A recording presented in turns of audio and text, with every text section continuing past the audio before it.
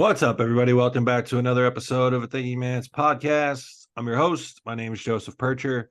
With me, as always, my good friend Tommy Styles. If you're joining us on YouTube, please subscribe to the Muscle Media Network channel. Like the video, share it with a friend, send it around. Leave us a comment for the algorithm. That always helps. Ring the bell so you're notified every time the channel posts a new video.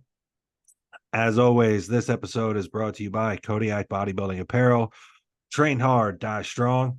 Thanks to Chris Cirillo, the owner, for supporting the show, supporting the channel, and supporting Tommy and I. Tommy Styles, right off the bat, quickly we'll go over this. Pittsburgh Pro guest posing. Any thoughts?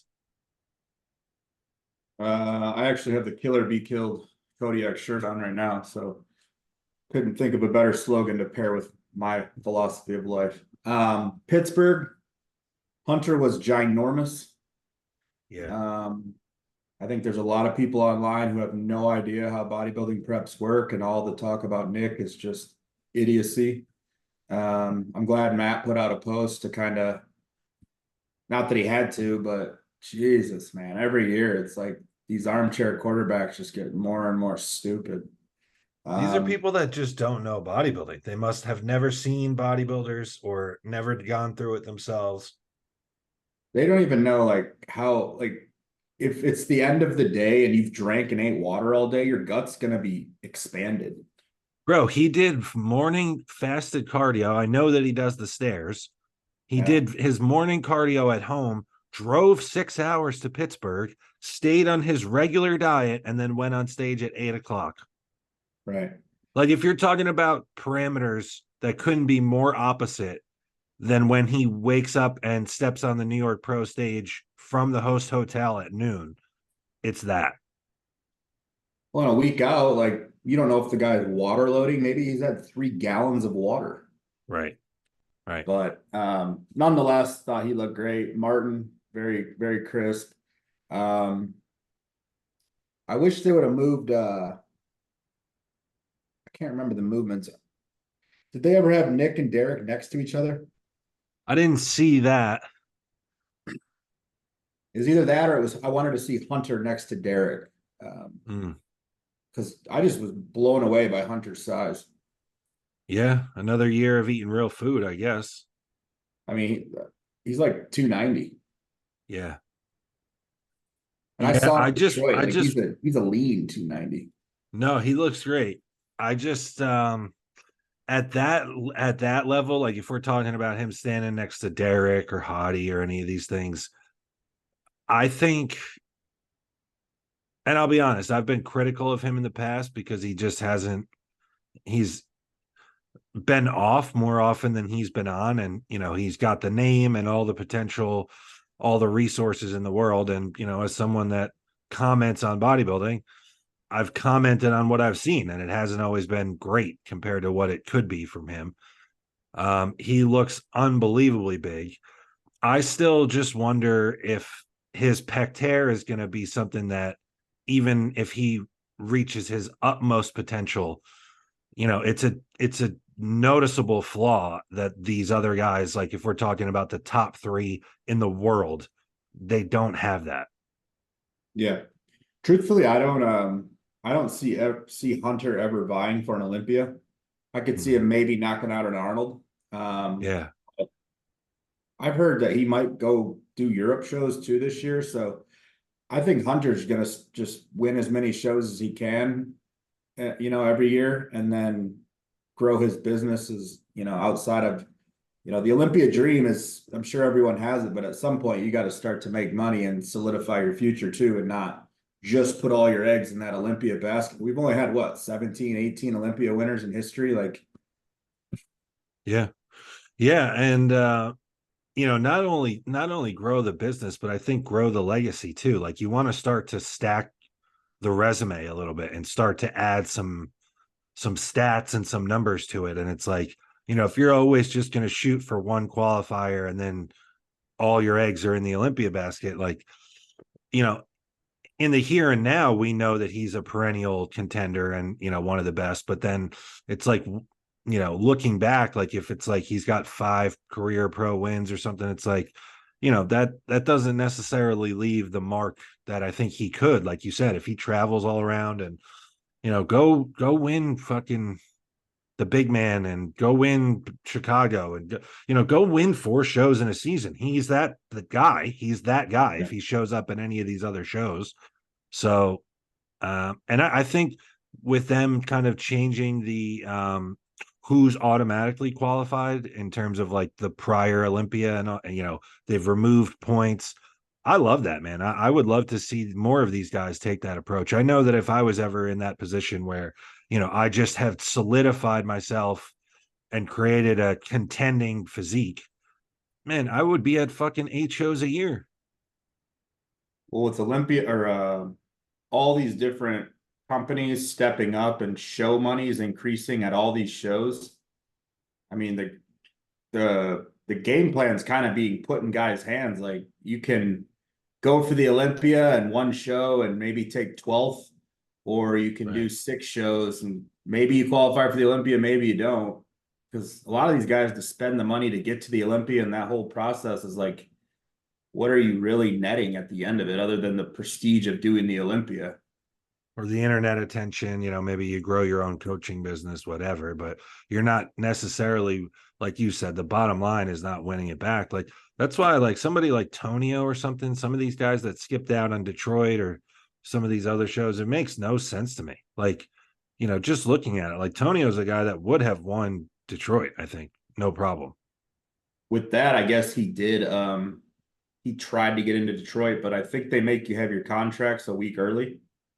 Oh, okay. All right. And he was counting on winning Brazil, so they didn't fill out. Okay. Even so, man, a week apart, like you're staying in shape.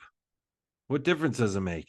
If you're that confident, like, okay, I'm a, Arnold Brazil contender and Detroit's a week later, like, man, especially a guy like that, like it's not like he's killing himself to get in shape. I've heard him talk on podcasts, like it's kind of a breeze of a process for him to get and stay in shape. Like, I don't know. But yeah, all good stuff. I thought Samson looked good too. I mean, we know the spiel, like we hear Fuad talk about it enough to know that he's probably just completely off everything, which is insane because it's not like he looked terrible compared to any of the other guys. I was just, I can't say that I'm surprised, but again, I was disappointed that Rami is just a last minute, like, hey, I can't make it. Like, I get there's turmoil in the Middle East and all this stuff, but like, bro, you knew about this a year ago. Like, how are you not here 6 weeks early? Like, I think this is one of those things where you do this twice to the Manions, like he might as well just hang it up because I don't think even if he comes back and he would have to be, man, I think he would have to be better than he ever was before to even get a fair look at this point. So like even if he made some of the improvements, if the stem cells worked on the triceps or on the back a little bit, and like he could have been a top guy, like I think you can kiss that goodbye now. I wonder if he'll do the Dubai Pro this year. I They're know that's what, man, they're coughing up some money for that show too. I mean, not that he needs it. From what I hear about his supplement company, I don't think he needs to make another dollar. I think they want to put that show on the map as like Olympia Arnold Dubai Pro. Yeah. Well, they got the money over there for it, so fuck it. Yeah. I know that's what Andrew's doing, Andrew Jack. Yeah. What'd you think about him? Um, Without knowing what a guy's doing, I mean, to me, his legs were small, but um, he could be completely off everything and just chilling too. I think he's full blown like off season. Like I don't think there was a moment of a diet leading up to this. So then, you get a handful of these guys like, Derek always looks spectacular no matter what. Martin's already competed this year. Nick's competing right away. Like it's a tough comparison. I was actually pretty impressed. I think the legs, he's one of those guys that when the waist pulls into stage shape, it makes the legs like pop more. And I thought that I thought his arms looked insane. And that was one of the things we had talked about, like just being that taller guy, your limbs need to be big too. and I thought his arms looked ridiculous. So much so I saw people commenting online, they're like, his arms look suspect. It's like, man, it never ends with the comments. And then you go click on one of these profiles of who's commenting on this, and it's like some blue-haired dweeb that works at Starbucks, and it's like, man, you could just fuck That's right why off. I've gotten better about engaging in comments on certain Instagram handles that are bodybuilding news media outlets, because it's just like it's okay to have debates with people who like understand what's happening at least enough to have a, but like, yes, somebody posted Nick yesterday and some guy was like, looks 5 weeks out, and I was like, what, where did You that don't come know what from? you're looking at, dude. What? And then he was like, so I got in there with him and was just kind of like going back and forth, and he was just like, yeah, to me he looks fat, it's my opinion, it's going to take a hell of a carb load. I was like, so if the guy's fat, you're going to load more carbs. And then I just started fucking with him. But it's that That's shit one right of those there. It's like, God damn. that's one of those things that's like an old saying. I might butcher the actual language of it, but it's like when you argue, like you never want to argue with a fool because they will drag you down to their level and beat you at their own game. It's true. I mean, it was a very quick exchange, but I was just like, Yeah.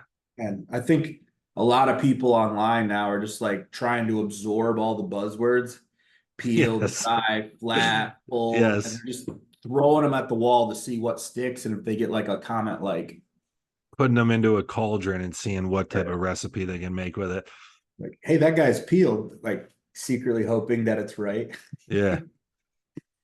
Meanwhile, it's Andrew Jack's guest posing at 3:30. Yeah. Uh, all right, but I know you put up a topic or question box. We have tons of questions just from over the years at this point of people that have wrote them in that we haven't gotten to. So, um, do you have one that you want to start with? I got a bunch that we could do too. Yeah, I asked for topic ideas. And I Okay. specifically said topics, not specific questions. And Okay, some I have the people opposite. understood I have questions, so we can go back and forth. some people understood the mission. Some people just threw me a straight up question. And it's like, come on, guys, pay attention to How detail about here. we read this? But some of these are actually great episode ideas. So if we don't answer it, it's likely going to be its own episode. Um, but a topic, we can go back and forth on it. When do you know it's time to sling some weight on a bar versus being more technical when growing? That's a good question. I think the movement itself probably determines that. Because I can think again, the internet side of bodybuilding has made things so um tribal where like you have to be part of a camp Yeah. 100% or you're not in it at all. And I can think of almost I have 5 training days a week, like, and I can think of examples of both in all 5 of my training days. Like, if I'm going to go train back, um I do a barbell row that you know maybe isn't RP certified or RP approved. Like I'm moving some weights, you know what I mean? I'm going to do barbell rows and I'm slinging some weights. I'm going to do dumbbell rows. Kind of looks like at the end of my set that I'm slinging some weights. I'm going to do dumbbell shrugs, and those aren't, those are pretty much, I'm going to grab the heaviest dumbbells that the gym has and move them. But then in the same exact workout, I might do a single arm cable lat row that is super technical and fluffy looking, but it lights up my lower lats and they've grown. So that, or I might do a single arm pull down that's specifically for my lats. So I think it's probably movement based. I think, some big compound movements where you're doing them with both arms or both legs at the same time. Um, you don't have some type of like pre-existing injury in what's required to stabilize that exercise. You can sling some weights. Um, and then some single arm stuff, isolation stuff, and then I think if it's like a body part that stinks and you were always slinging weights around and it didn't really grow, like you probably want to slow it down and be more technical about it. Yeah, like you nailed it. I think it's a lot of it's going to be movement based. like a single arm cable lateral. I'm not looking to sling weight, Yeah. just like with most of my arm movements. But yeah, with a barbell row, with some anything where I'm bending over with a barbell, even depending on where you're at in your journey, if you're putting a bar on your back, you could probably squat down and stand up as many times as you can and not get too overly technical with what you're doing. But I think there's just got to be an awareness of like, it's a pendulum. How far away from bodybuilding am I getting with my emotional attachment to moving weight? And then vice versa, you know, how much am I trying to look at this like it's a scalpel when the job requires a sledgehammer? I think that there has to be that constant, you know, where am I at? What am I doing? I remember Jay in one of his DVDs, Cutler, he said he would actually like catch himself pausing after like 5 or 6 reps in the middle of a set, asking himself like, what am I doing here? What's moving the weight? And then go again. I think you just had like, what's initiating the movement? I try to do that with myself a lot, but again, it's context dependent. If you're newer and you just need muscle everywhere and you can benefit just from getting stronger at your core compounds, don't pay a ton of attention to the technical side of it. You're gonna have to focus on the technical side when you reach a point where you're just absolutely murdering, you know, your execution in terms of bad form, and you have to reset your logbook and then maybe try to apply some more technical approach on the way back up. But I think it takes tons of spins through that to where, you know, then you're doing both without having to think hard about it. Yeah, that's maybe even a bigger key to this answer is what you said in terms of how much muscle do you need. Like that's probably the best answer, even more so than it being movement dependent. Because like if you just need, you know, a ton of muscle, if you're a 5'9" guy and you're 160 pounds, like man, like even if you do your single arm cable row terrible, like it just all needs to grow. It doesn't matter. Like it doesn't matter if you're isolating the individual muscle of it all. Like it all needs to grow. So you know, if Yeah. you start bringing in your trap, like you know, you set it up to be a lat row, but then you start bringing in more trap and rear delt. It's like, okay, well, it's not going to make it smaller, so it really doesn't matter. And I would probably spend less time and less like volume budget doing those things if you are that person. Like, you know, you're not going to be so skilled at your compound movements and so strong that you're using heavy loads to where like you need to worry about being fatigued like someone that's super advanced might be. Like, you know, for me, like I have to kind of watch like how much lower back loading. I want to just do it all. I want to do a barbell row, a dumbbell row, an RDL, all this stuff in one back session. I can't always get away with that and do it for 6 weeks in a row.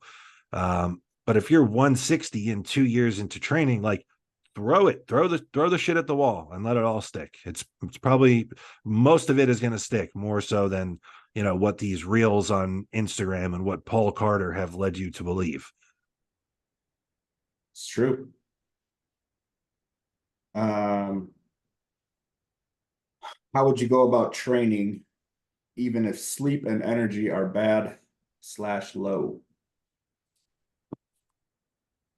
Well, there's like the textbook answer, and then there's what I do in real life, and I just bring it anyway. Yeah, we're gonna keep the real life answer because this is real life. This isn't, you know, Yeah. and this is the hardest, one of the harder things to, you know, teach younger clients is like, um, I'm tired pretty much every day I go to the gym. Like, Yeah. so if I use that as a metric for when to pull back or not train hard, I never train hard. So you just have to like, where's like the red line of empty here? If I get to like here where it's like, holy shit, I'm gagging on my food, my blood pressure's up, my blood glucose just shot up, every joint hurts like badly just sitting still. probably time to pull back and not train. I just described a situation I'm in right now. I'm on my 6th day of not training, and all of that happened. And I was finally like, all right, I just don't want to train anymore. And it took 4 days to actually want to even think about going to the gym. And now it's like fully back. I'm training tomorrow. But if that's not the case, then I think you just got to man up and get in there. And once you get some blood moving, you'll find a way.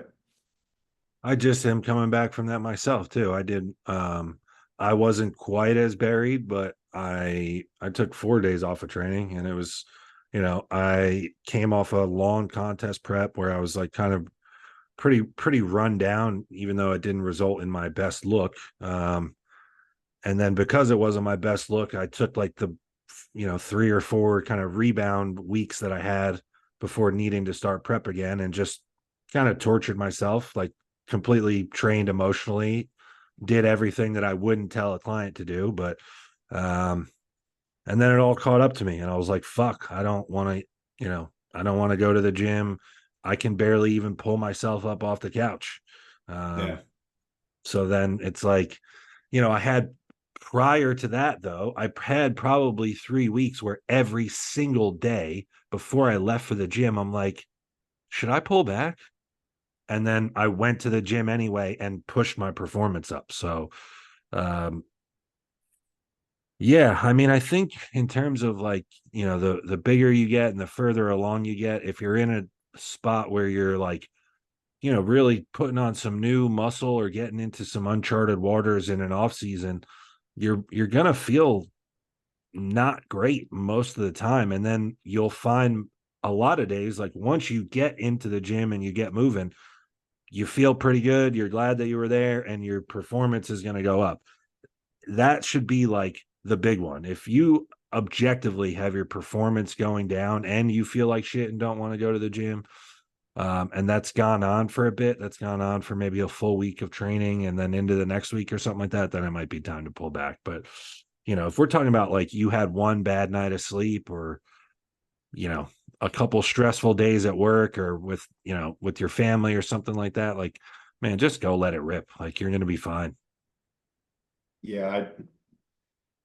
I've been around the block with this whole sleep thing, and like I'm never going to argue the importance of sleep for functionality as a human and bodybuilding, but I also got pretty far getting 4 to 5 hours a night religiously. That was it.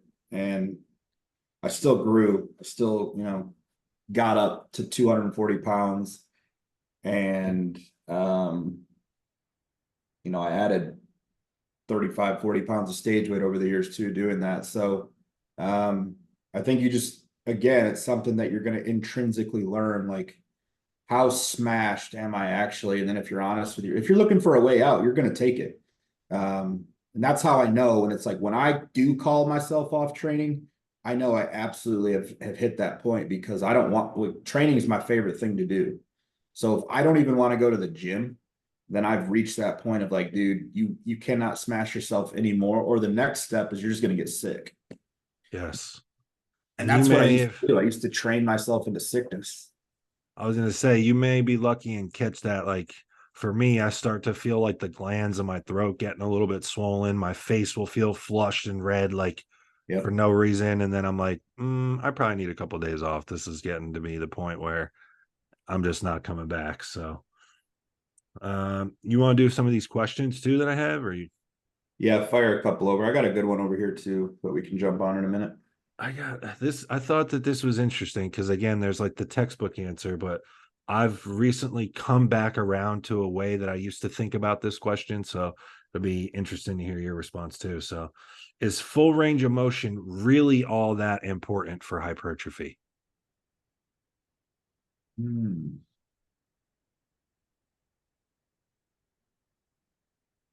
I want to say yes and no, Right.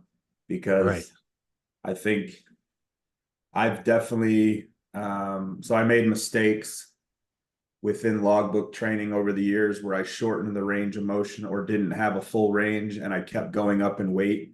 And then that became my standard for my form, but it wasn't actually the best form for me. And then injuries actually forced me to kind of like recalibrate everything, especially with my leg training. And that I will say, you know, I think it's going to be context dependent, body part to body part, person to person.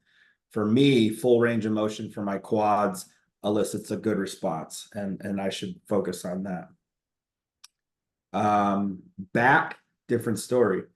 The whole stretching and reaching for the ground, or the air in front of you on a chest supported row, all that's going to do is lengthen my rear delts, and my back is completely out of the movement. So for me, I have to stay braced and almost stop the movement right as the shoulders want to start to protract. The lengthen does not work for me in that movement. And I was doing it. And actually, that's what led to my lat tear, was just putting myself in such a position where I was yanking out of that stretch position. And it was just enough to like tug on the lat, pull a couple fibers. I think, you know, for me, movements like biceps, full range of motion, triceps, I think I made good improvements to my arms when I recalibrated the weights and focused on full range of motion. So my answer is yes initially, but you're also going to get to like, there's guys that are massive that full range of motion for them is dangerous. So I think having that in, like, I don't see the point of doing a preacher dumbbell curl and hyperextending your elbow. I don't see the point of doing a set of dumbbell flies and taking your arms to the ground just because you can. I just don't see the validity in that. Now, if you're super small and you're like built like a gymnast, absolutely. But I can't see, you know, a 220-pound plus stage weight bodybuilder performing movements like that and the risk versus reward being there. You know what? This is such a good question and topic, and you and I are such good examples of just how wide open everything in bodybuilding can be. Because my answer, and this is something I've come back to recently, you know, I've talked about like my legs were always a strong point, like, you know, in terms of how my physique looked. And I can think back, and I like when that became like a solidified thing, like, oh shit, I have good legs, even for like, you know, in the context of stage bodybuilding, it was built with both. I would squat to the floor, full range of motion. And, you know, eventually that became like a machine hack squat or something, but I would have a squat pattern that I would go to the floor. And then my leg press was always like, you know, and people would ask me or troll me about this. And I would used to say that it was my active range of motion. And I look, you know, at some of these old videos of me leg pressing from the side, and it's not much more than 90 degrees, or not much deeper than 90 degrees, but I would crawl off of the leg press. And so it's like, okay, well, both of those are happening in the same workout. So do I think it's important in the context of having some or most movements, or your standard for some or most movements in a session or for a body part, having a full range of motion? Yeah, you don't want to just half rep everything. But I've come back to this idea after, you know, having a couple of years where it was like fucking full range of motion or die. I've come back to the idea that it doesn't all have to be like that. I've recently started going back to that, where I kind of leg press with a more abbreviated range of motion, because, you know, I'd have crazy ankle mobility, and I wear squat shoes, and, you know, I am like, can really bury a leg press to where, like, when I'm pressing out of that bottom third of the rep, all I really feel is my glutes. My quad, my knee is as bent as it's going to be. And then so I've started to stop it short of that again, and my quads are just fucking destroyed. You know, this is anecdotal, but this is real life. Like, I'm not going to get on a whiteboard and, you know, Joe Bennett this thing for everybody. Like, it just is what it is. So I think too, like, it depends on the body part and what you've always done versus what your response has always been. Like you said, for a while you were doing a shorter range of motion for a lot of your leg stuff in the name of weight, and your legs were not a strong body part. And then, so in that scenario, it's like something's got to change. And so if it's range of motion, like, yeah, then you're going to get a better response. So I think that's one of those things where maybe if it's not broke, you don't necessarily have to go out of your way to fix it. And I think having at least some full range of motion work for every body part makes sense. But like you said, I think it's totally context dependent per the person, per the movement. Stuff with my, like you said specifically, like stuff with my biceps and my pecs. It freaks me out to do like a super range of motion. It feels like something is going to snap. It feels like something is going to tear, especially at this point. I've been prepping since like November, and that's going to continue until the end of August. So you're looking at almost a year of being in contest prep. Like I'm not doing stuff like that for my arms, for my pet, for my chest. Um, and sometimes just depending on how it feels, like it might look like a pretty short range of motion, or I'm really focusing on like the short end or the squeeze of it all, because that's really all that feels safe at the moment. So yeah, I think this was just a good one. It's a good example of how there's no rules. We say it all the time. It's one of my favorite phrases that we say on the show, but it lives through every scenario in bodybuilding. There are no rules.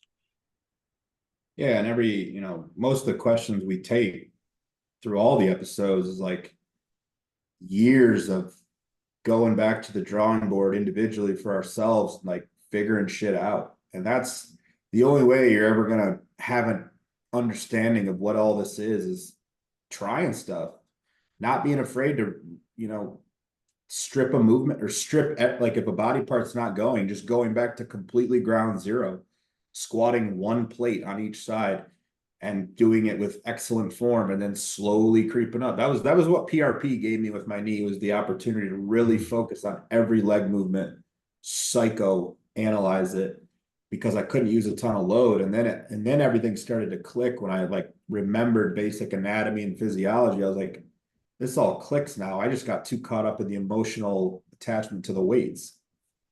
Yeah. But you got to be willing to, again, it all comes back to, do you want to be in this for a long haul? Because you're not going to pick all this up in your first couple of years. Yeah. Yeah. And being in the long haul too, like it's like you can't just always bash your head against the wall with heavy weights at all, at whatever cost. So sometimes it does just take, if you can make progressive stimulus like just a little bit more range of motion, like that's probably better for you long term in terms of longevity. Mm-hmm. Yeah. So You got another one? yeah, I got a couple. Man, we had so many questions about like post show rebounds. I got two on that topic as well. It's got to be in its own episode. You want to just do a separate one on that? Because there's so many Yeah. different aspects of that. Like each individual drug you could talk about what to do with. Because I had people asking, do you come cold off the fat burner? Should it tapered? Yeah. People want to Yeah. know about the gear. People want to know, what are Oh, you yeah. doing with growth hormone? Is there insulin in, like, or you're already sensitive enough? So Oh, yeah. Some of my clients are trying to get some info for their rebounds that are coming up. Yeah, we'll Here do I an got one. episode on So that. So I got one though we could do here. Max protein you've each eaten on a daily basis. Are there times to lower and raise it based on the context or the season that you're in? yeah, good question. Man, I know at one point I was probably trying to get to 500 just because I was consuming a lot of Dante's literature and cycles for pennies. But even now, I mean, I'm a guy who's over, probably slightly over 400 a day. Yeah. So I'm not like 2 grams per pound of body weight high, but I'm also not the guy that's going to advocate for low protein either. And that's different, times where my protein might change in a contest prep. Getting closer to the stage, when carbs lower, we may see an increase in protein. I may go from 8 ounces of meat to 10. which never causes me any digestive issues because the food volume is drastically lower. Peak week, protein gets slashed to, below minimum because it's just not needed that week. And I, working with Dom after my contest season, there was probably 3 to 4 weeks where protein stayed lower, not like peak week low, but for a guy my size, I was only having 5 or 6 ounces a meal. And I think that's designed as part of like the detox and letting your kidneys clean out and hydration post show and post season. And then you have that room to then push carbohydrates up, which we'll cover in the rebound episode. But and then you have that runway to then increase protein as part of the rebound later. So those are some times for me specifically when protein might change, but typically, like, I'm in smack dab in the middle of the off season. Everything's going to be 8 to 10 ounces for me, meat, couple eggs, and then I do 1 shake a day, and that's how it works for me. So I had a question on the importance of food variety, so I'll throw that one in here. Up until probably 2 years ago, before I ate the same proteins, just out of ease of bulk cooking them, but I noticed intolerances, and psychologically I would get to the point where like chicken would give me an aversion and I would start to throw up, like like trying to gag on it. And Dom is very big on like protein variety, so while it might be kind of a bitch to acquire it all and cook it all, because I eat bison, salmon, lean sirloin or top sirloin, flank steak, and chicken, that variety, I don't burn out. I don't have any issues with meat. I don't have any gag, reflex. There's no issues with the volume of meat. So, and I remember Dave Kalick talking about that. Like there is some sort of, I'm not going to quote it because I don't know, but there is some sort of scientific literature behind combining the different amino profiles of different meats. I'm not smart enough to know what that is, but I know that Dave worked with a lot of big guys, and there's validity behind it to, mixing up your proteins, just in the sense of developing, bodybuilders, we develop food intolerances. I mean, I ate oats for years and now I can't even sniff them without getting, a reflex. So, even if the case of not getting an intolerance, that's a reason for protein variety. But, to the original question, I think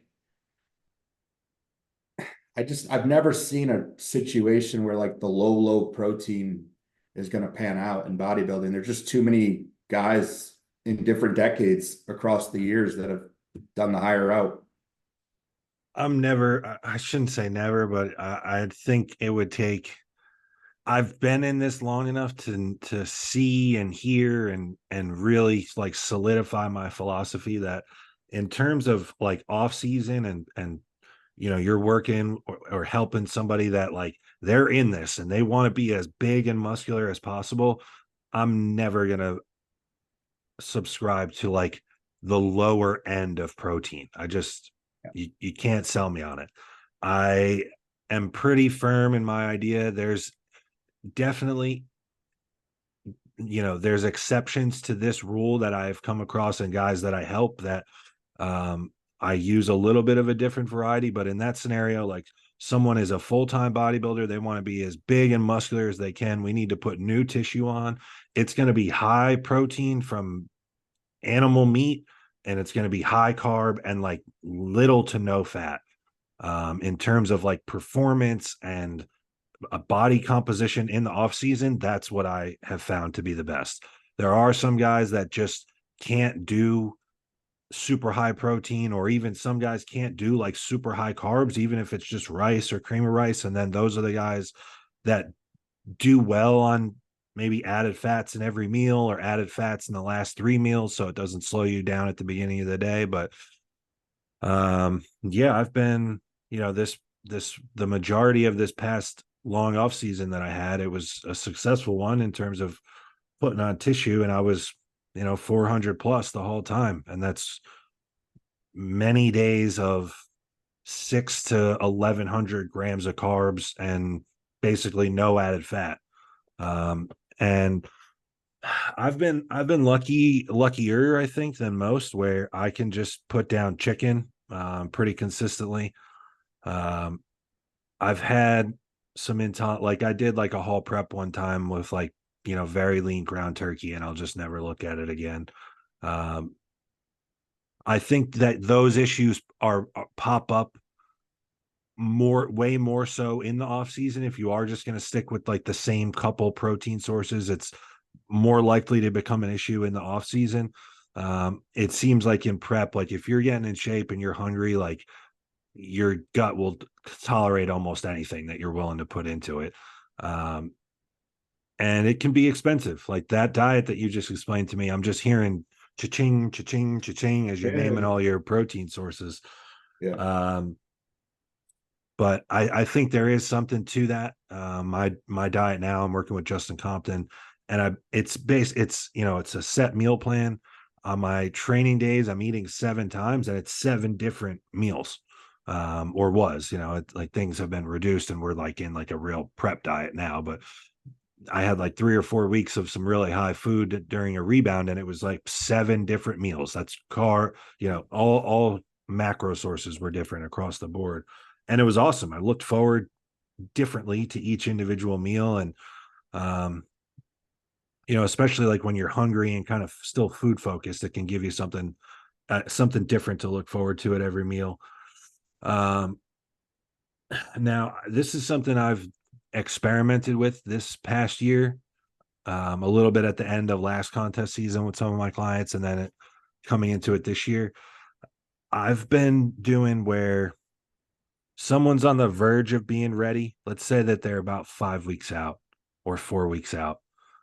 And they're really just hanging on by a thread in terms of like training performance. Like you said, that they're going to be ready a week out and protein's going to go lower then because carbs are going to go up. But maybe you're still in this window where you have to dig, and training performance is just completely shit the bed. You don't have much carb left to pull. I will lower the protein. I will start to lower the protein a bit, not crazy low. But like, let's say if someone's doing, you know, 50 grams of protein per meal, because I'll just keep it consistent. I'm not someone really that's like, in terms of my coaching, I'm not like varying the protein total pre-workout, post-workout, any of it. Like it's just, I'm probably just Yeah. going to stick you on 50 across the board for 6 meals, for example, right? Um, if at 4.5 weeks out, the food must come down and you're already on low carbs and you're struggling to train, I might pull 10 grams of protein from every meal. Because then you're looking at 240 calorie drop, if we're talking about 6 meals. And that can be enough to move the needle. And you're on drugs, you're not losing muscle because I took that protein away. And it's only going to be for 3 or 4 weeks until I can put carbs back in. The protein will stay low, like you said, that final week. Like when someone's ready, the protein's going to stay low. Let's say at 10 days out, you're like, this dude's ready to rock, and we can start to put food back in. Those carbs that you're putting back in are going to become proteins, they're protein sparing. So I'm not worried about 4 or 5 weeks on a little bit lower protein than what, your peak off season was. Um, and that seems to be good because it will hold some fullness because you didn't have to touch the carbs at the end. It's something I've been experimenting with. It's not something I'm going to do with everybody. Some people, they pull down a little bit easier and the diet can be a little bit more linear. And some guys are just, that final 4 to 6 pounds is just a bitch. And it's like, man, I'm gonna kill this guy if I take all these carbs and fat, like, because I don't really do tons of added fats either. So, I just live through it. Like when you're talking about an extended period of time on no added fats and no carbs, you not only does your training suck and like the bodybuilding aspect of your life become very difficult, you start to reach a point where you're not a functional human in any aspect. And I just think that's counterproductive. So to kind of help mitigate that, I've been experimenting with lowering the protein as a means to kind of break up that kind of final plateau point. Yeah. I have, like, now that you say that, I have moved guys protein I got a couple guys in prep who, because I knew they trained super hard, I didn't want to take from their carbs, but I needed to see the scale start moving. I pulled 3 to 4 ounces of protein across training and non-training days, and boom, scale started moving like that. And then now we're in a position to where we can incorporate refeeds, and I can start to get a better look of what are we going to need to do in terms of loading. It's a tool. It can be a tool, you know? Yeah, it is a macro that can be adjusted. I think, and I was guilty of this before too. Like we kind of get tunnel vision. Like the only thing that's ever going to change in off season or prep is the carbs. Everything else is like static, and it's like, no, you can move other things. Like, I mean, I'm different. I'm a high metabolism. You know, I need fats in the off season, or else I'm just going to run through all the carbs I'm eating. So, you know, my fats are 140 on training days, which it's a ton. Wild. Yeah. But think of how quick I burn through everything I'm eating if I didn't have those fats. Other guys don't have the same story. It's just, it truly is, you know, some people probably get annoyed because we always are like context dependent, it's individual, but it truly is individual. There's so many factors of an individual that play into it. And then as, you know, coaches, the thing I like the most about it is every year of prepping people, I get a little sharper of an eye towards what I'm seeing in pictures. And then you start to like, you'll almost just see that the body needs something that you can't explain, but you know it. You know that you like, whereas in the past, you might have like pulled food just because you're like, you needed to do something. But now it's like, it's got to move. Yeah. The body actually might need rest, and it doesn't need a food change. It's like, tell that guy to take 2 days off and watch him, boom, back in the mix. So I think that aspect of coaching, and then, you know, doing moves, like not being afraid to like another case that I was thinking of while you were talking about, you know, if you got a guy that's got to make weight, like for classic, that guy might have some pretty low protein towards the end if you're like scraping by. Yeah. And he might because again, it's that chance to make up those calories that are going to need to come out, but you're not completely like, you know, there's so many situations that we've seen and heard of where a guy makes weight and then the things that they had to do just makes it impossible for them to come back and bring a decent looking physique on stage. And it's like, okay, well, pulling protein for 3 days leading up to it, keeping your water lower in an effort to like keep some carbs or fats in just to stave off that, like, you know, beyond return flatness. Again, it's a tool. And like, you know, we're talking about like that lowered protein near the end of a prep as a tool, like, you know, to break a plateau, whatever. Again, though, like that might be 5 weeks out of 52. Yeah. You know, like it's not the end of the world. Like you're not going to lose muscle. Yeah, suck it up. And if you're enhanced even more, like that's what I mean. There's just no way. There's just no way. There's just no way especially when the drugs are in. So what are some things you look for in to increase protein in the off season? What would be I guess signs from a client that you would bump protein? It's rare, but if I've kept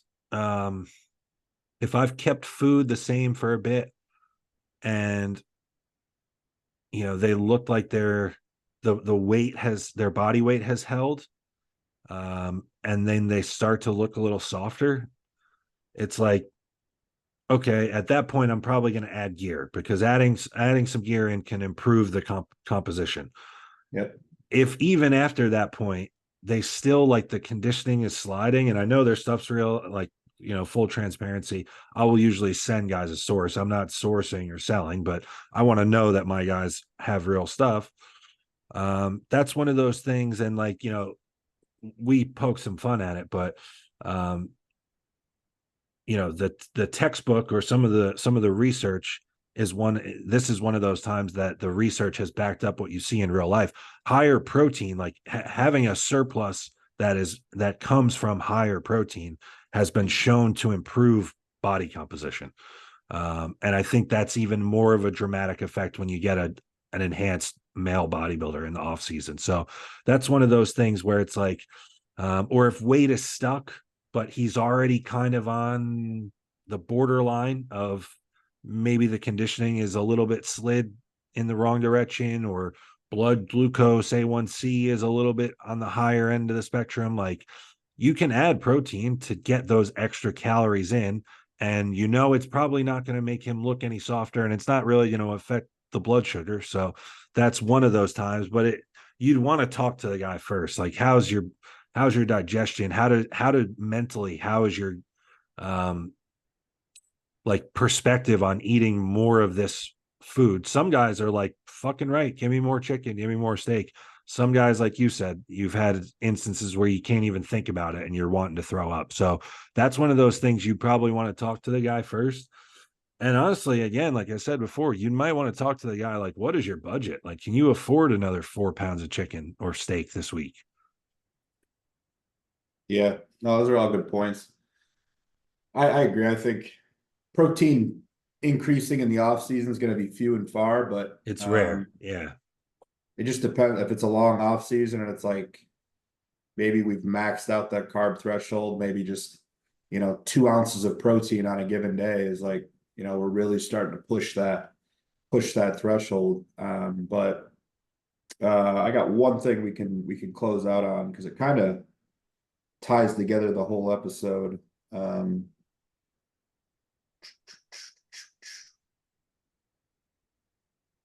It is, this was a topic, so it's not a direct question, but the importance of having everything in routine, no matter off season or prep, also mindset towards that routine. So man, basically, yeah. how to, because I think this is key. This is so key, is to, an organized bodybuilder is a good bodybuilder. Yeah, it's huge. The big one, and I'm not going to sit up here and pretend like I'm a robot with my systems and my organization all year. I love prep because I do get into that. Like, I go to the bed at the same time. I have a system in place of, I get up and I take these drugs. I do a fasted walk. This is when I do my cardio. This is when I like to train after 2 meals, all that stuff. My off season is a little bit more loosey goosey. At the end of the day, all the same boxes get checked.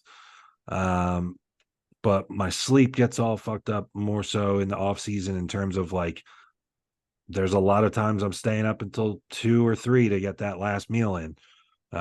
So then that pushes back when I'm going to wake up. And then I may only get 1 meal in the next morning before I go train because I got shit to do and I got clients and all this other stuff. So it's huge. I think the big one is like having systems in terms of like your non-negotiables.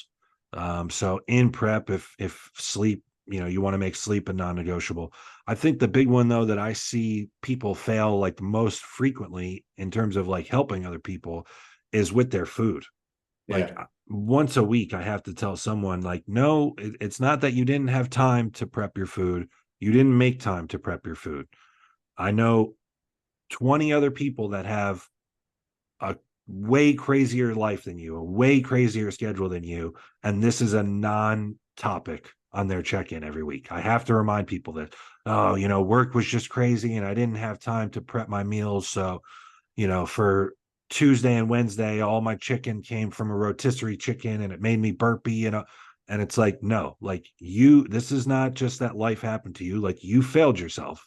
You didn't have a system in place, or you didn't stick to your system, and you failed to prepare. It's simple as that. Yeah. No, my whole life, because of bodybuilding, has become just systemized. And same thing. I'm not Dorian. I'm not a robot. I actually am trying to get better currently with my off-season structure, because I'm the same. Prep is what it is, but off-season, for me to get the food in and to not let the rest of my life slide, I need to have those like staunch meal times, those bed times, wake up times, all that.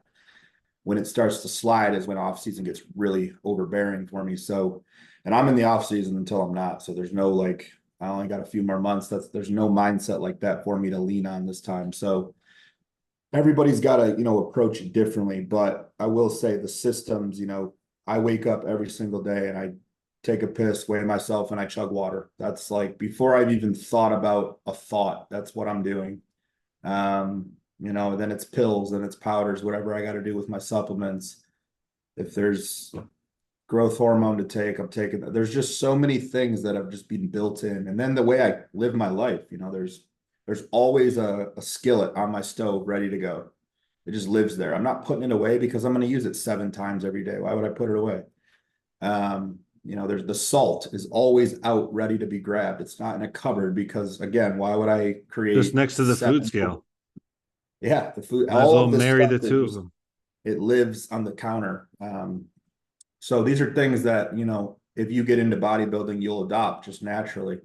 No one's going to tell you to do that. You're just going to, how do I do what I need to do or what my coach is trying to do the best way possible while maintaining a job, while maintaining a family, if that applies to you. There's a lot of, you have to take the plan that's given to you and apply it based off your life circumstances.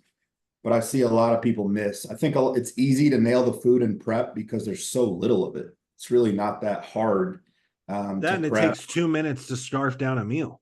Exactly. There's meals right now where it's 45 It's an hour. minutes of me willing my way through it, knowing that in 2.5 to 3 hours, I have to do this again. That's usually what gives me anxiety is not the meal I'm on, but it's man, I've still got another one of these.